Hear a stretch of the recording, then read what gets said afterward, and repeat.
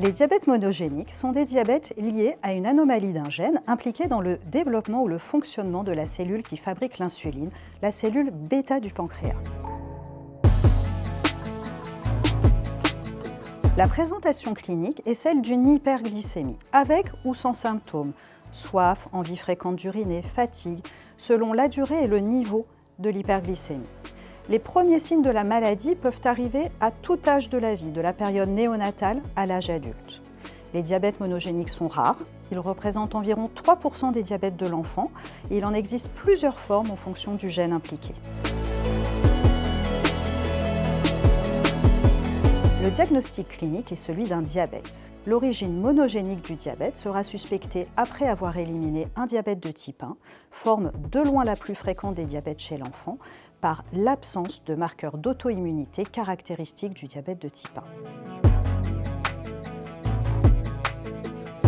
Les signes cliniques sont les mêmes que pour les autres diabètes chez l'enfant. L'entrée dans la maladie peut être bruyante, comme dans le diabète de type 1, ou plus progressive. On retrouve par contre très fréquemment des antécédents familiaux de diabète ou des atteintes associées, comme au niveau du foie ou au niveau du rein. Les centres du Réseau national maladies rares PRISIS permettent l'orientation et la confirmation diagnostique des patients suspects de diabète monogénique. Le réseau national PRISIS prend en charge les patients atteints de diabète monogénique au sein de 27 centres qui regroupent des cliniciens, des généticiens et des chercheurs. Les patients ont donc ainsi accès à une prise en charge multidisciplinaire qui répondent parfaitement à leurs besoins. Ils ont donc accès à toute une équipe pluriprofessionnelle, mais aussi à des associations de patients comme l'aide aux jeunes diabétiques qui permet de les prendre en charge sur le long terme. Il est aussi important que les patients aient accès à ce réseau. En effet, certaines formes restent non diagnostiquées, non encore élucidées génétiquement, et nous disposons d'outils génétiques maintenant très poussés qui permettent de découvrir de nouvelles causes de diabète monogénique.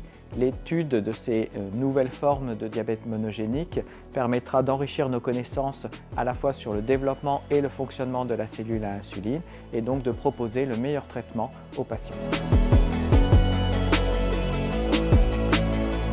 La prise en charge est multidisciplinaire afin de prendre en charge le diabète ainsi que les éventuelles atteintes associées. Le suivi est pluriprofessionnel à l'aide d'infirmières formatrices, de diététiciennes, de psychologues, de psychomotriciennes, d'ergothérapeutes ou tout autre professionnel nécessaire afin que le jeune et sa famille apprennent à vivre avec la maladie et à gérer les traitements.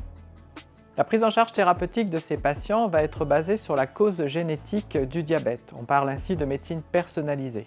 La majorité des patients restent traités encore par insuline, mais la découverte des causes génétiques de ces diabètes a permis de proposer des alternatives thérapeutiques.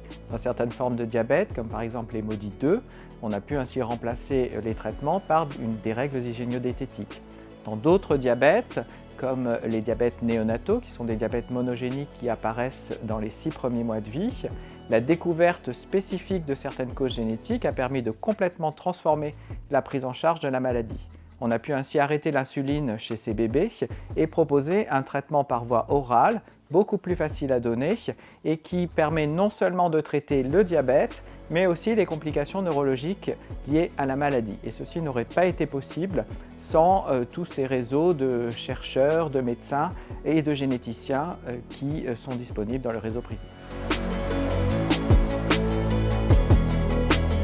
Il faudra également organiser le dépistage des apparentés diabétiques dans la famille, éventuellement de la fratrie, selon son âge et selon les recommandations de bonne pratique des différents diabètes monogéniques. Le suivi au long cours de ces patients est essentiel afin de les accompagner dans la gestion de la maladie selon les différents besoins aux différents âges de la vie. Nous les accompagnerons du diagnostic à la période de transition, moment de relais entre la pédiatrie et la médecine de diabétologie pour adultes.